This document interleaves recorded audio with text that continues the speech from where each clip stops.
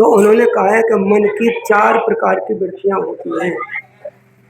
आप थोड़ा समझने की कोशिश करना कि मन जो है हमारा 4 तरह से काम करता है। कहने का भाव हमको मन ने 4 तरह से बाँट दिया है, 4 प्रकार के इंसान बना दिया है। तो एक होते हैं, जैसे उन्होंने एक उदाहरण देकर समझाया है कि पहला होता है जैसे पत्थर की लकीर। जो पत्थर होता है ना, तो उसके ऊपर एक लकीर डाल दी जाए तो वो लकीर है जो इतनी गहरी हो जाती है कि वो मिट नहीं सकती, बहुत कठिन हो जाती है, उसका मिटना बहुत कठिन हो जाता है। तो जो पत्थर पर कोई लकीर बना दी जाए गड्ढा खोद करके तो वो मिटती नहीं है, पक्की हो जाती है। और दूसरी होती है जिसे कहते हैं मिट्टी की लकीर, रेत की लकीर। वो थोड़ा इधर-उधर से हवा आए या कोई उसके ऊपर उड़ से निकल जाए तो वो लकीर मिट जाती है।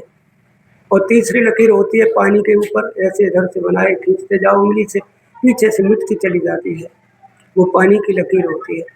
और चौथी लकीर होती है वो हवा की लकीर होती है, ऐसे करके उंगली पर कोई लकीर बनी ही नहीं। इस प्रकार से हमारे जीवन में 4 प्रकार की मन के द्वारा लकीरें खींची जाती हैं। अब सबसे पहली लकीर कौन सी है? जिसे कहते हैं पत्थर की लकीर। तो वो कभी भी किसी के पास भी चला जाए, कई महापुरुषों के पास चले जाते हैं, परंतु हम अडिग हैं, कितना भी महापुरुष हमको समझाए, कितना भी समझाए, उसकी मर्जी 24 घंटे हमें रात और दिन समझाता रहे, परंतु हम अडिग रहते हैं। गुरु के पास जा कर के भी हम वही कार्य करते हैं जो पहले करते थे। नशा आदि का खेल है उसको भी करते रहते हैं, जो बुरे भले कर्म हैं उनको भी करते रहते हैं। गुरु का तन कभी रंग नहीं लगता है, समझायो समझो नहीं, रहो ठोर पीट हो, समझाने से समझता नहीं है। फिर गुरु क्या करे? फिर गुरु करे क्या, ये तो बताओ कि ये करे? वो फिर क्या करता है कि नहीं मानता है तो तेरी मर्जी, तू मुझे नहीं मानता तो फिर मैं तेरा क्या करूं? फिर वो भी छोड़ देता है। आगे यही सब लिखा गया है कि वो समझता नहीं है। जैसे पहले भी कहा गया है कि मन हुआ तो चौदेश फिरे तन साधु के संग। तो मन है जो चारों तरफ फिर रहा है, वो तो एक पक्का अडिग हो गया है। गुरु के पास जा कर के भी उसने तनिक भी शिक्षा नहीं ली है। पहले दारू पीता, दारू पी रहा है, जुआ खेलता, जुआ खेल रहा है, मांस खाता, मांस खा रहा है, जो बुरे भले कर्म करने थे वो सारे कर रहा है।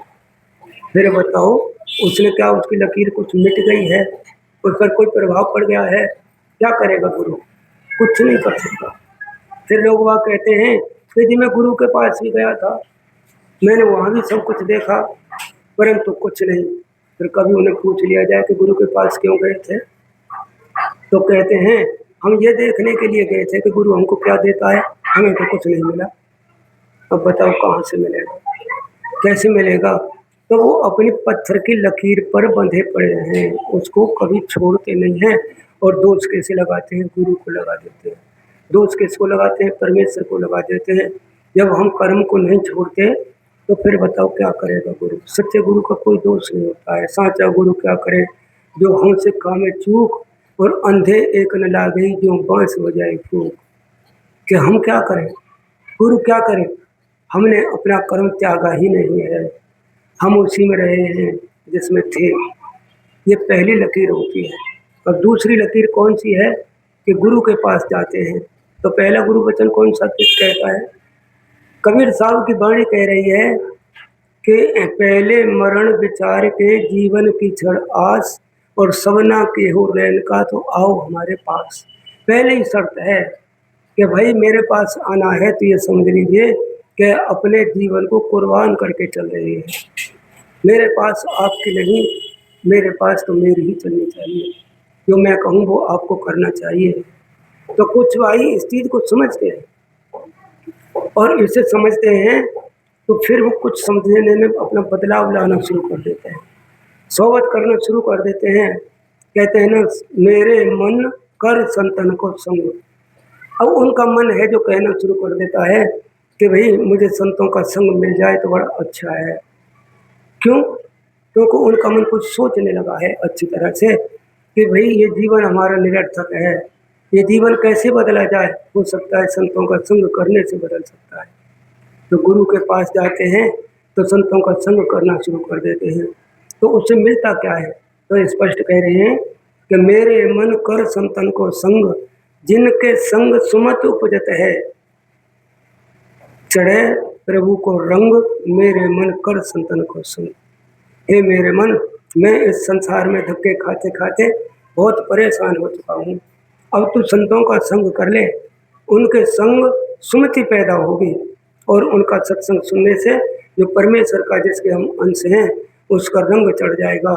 तो ऐसे जब संतों का संग करते हैं और उन पर थोड़ा रंग चढ़ना शुरू हो जाता है तो वो मिट्टी की रेखा के समान होता है। जो उनकी जो अडिग थी, जो पत्थर वाली लकीर थी, वो धीरे धीरे साधु के पास बैठ करके खत्म हो जाती है और फिर वो संतों की बात मानना शुरू कर देता है, प्रार्थना करना शुरू कर देता है कि हे मेरे परमेश्वर, मेरे ऊपर भी कुछ कृपा करो, मेरे ऊपर भी कुछ कृपा करो, ताकि मेरा भी कुछ बन जाए, मैं भी समझ सकूं कि मैं कौन हूँ। मुझे ये भी नहीं पता कि मैं कौन हूँ। इस प्रकार से वो विनती करना शुरू कर देता है और फिर वो जो मिट्टी में लकीर बनी थी वो पत्थर की तो पहले ही खत्म हो गई। जब गुरु के पास गया और फिर मिट्टी की लकीर भी खत्म हो जाती है, जो गुरु का कहना मानना शुरू कर देता है। अब आगे है जो दो और हैं जिनको कहते हैं एक पानी की लकीर। पानी की लकीर का क्या अर्थ है? लकीर बनती जाती है परंतु पीछे से मिटती चली जाती है। तो इसका मतलब क्या है कि हमें इस संसार में आते हैं तो कोई भी व्यक्ति ऐसा नहीं है जिसके साथ मन ना हो, क्योंकि मैंने अभी आपसे अर्ज की थी, मन हमारे साथ काल भगवान तक रहता है, जिसे अध्यात्म कहते हैं। ये सोहंग देश तक रहता है, जिसको हम निरंजन भगवान का देश कहते हैं। बहुत ऊपर है, यहाँ नहीं, नजीक नहीं है। ये सारी सृष्टि इस शरीर से निकल करके हमें यहाँ आना पड़ेगा, यहाँ तक वही देश है काल भगवान का। बताओ मन यहाँ कैसे पहुँचेगा? वो तो संसार में फंसा पड़ा है, तो पहुँचे कैसे? ये बड़ी दिक्कत सी बात है। तो ये जो जल की लकीर कहते हैं वो कैसे मन सबके साथ है। एक उदाहरण दी जाती है कि दो भाई थे, दोस्त थे दोनों। अब दोनों दोस्त थे, उनमें से एक ने तो नाम लिया था और एक ने नाम नहीं लिया था, थे मित्र। अब दोनों को कहीं जाना था, एक रास्ता है, उस रास्ता से जा रहे हैं, गर्मियों के दिन हैं, जैसे जेठ की दोपहरी। अब एक सबसे पहले जो है वो चल देता है जिसने नाम नहीं लिया था, चल दिया बेचारा। अब चल दिया तो उसने क्या देखा कि ठीक दोपहरी पड़ी हुई है, बड़ी गर्मी है, वहाँ एक वृक्ष आ जाता है, एक अच्छा सा सुंदर सा पेड़ खड़ा होता है और वो उसके नीचे बैठ जाता है। कहता है भाई ये तो बड़ी अच्छी छाया है और सुगंधी भी अच्छी है, तो मैं यहाँ थोड़ा आराम कर लूँ। आराम के लिए जब उस बैठता है तो उसका मन कहता है कि ये इतनी अच्छी जगह है, इस जगह पर अगर मुझे सोने के लिए एक पल का मिल जाता तो बहुत अच्छी नींद आती। परंतु ये तो पता ही नहीं था कि ये पेड़ किसका है। उसका विचार पैदा हुआ, मन ने विचार किया, वहाँ एक पलंग आ जाता है, पलका आ जाता है। अब पलका को देख करके उसको बैठ जाता है, परंतु मन रुका नहीं। अब वो कहता है कि अगर इस पलके पर अच्छे अच्छे बिस्तर होते, नरम बिछौने होते तो और भी अधिक आनंद आता। अब उस पर है जो बिस्तर भी लग गए, फिर भी उसका मन नहीं भरा, क्योंकि मन है ना दौड़ लगा रहा है। अब मन कहता है कि भाई ऐसे में अगर कोई पैर दबाने वाली होती तो और अच्छा मन नींद आती और अच्छा समय कटता। अब वो तो मन वांछित है ना, तो एक वहाँ औरत भी आ जाती है। अब उसका मन फिर भी नहीं रुका, अब तो भय हो गया, जहाँ माया होती है ना वो डर आ जाता है। अब जो पलंग आया कोई दिक्कत नहीं, बिस्तर आए कोई दिक्कत नहीं, परंतु मन तो आगे जा रहा है ना। अब उसने एक बेचारी सेवादार को बुला लिया। अब मन कहता है कि ये तो सेवादार आ गई, इधर देखता हूँ उधर चारों तरफ जंगल ही जंगल है, हम दो प्राणी हैं, एक मैं और एक मेरे घरवाली। भूल गया वो कि ये भेजी हुई माया है, क्योंकि मांगा क्या था? माया। जरा थोड़ा समझना इस चीज को। मांगी क्या थी? माया। उसने कोई पत्नी नहीं मांगी जो आपकी हो, माया थी वो, तो आपने मांगा आ गई। अब जहाँ माया होती है वहाँ विनाश होता है। माया है सर्पणी अंग रही लपटाए, जो जिसकी सेवा करे पहले तो इसको खाए। ये नानक जी ने लिखा है, कबीर साहब जी ने भी ऐसा ही कहा है। तो ये है जो माया हमको खाने के लिए है।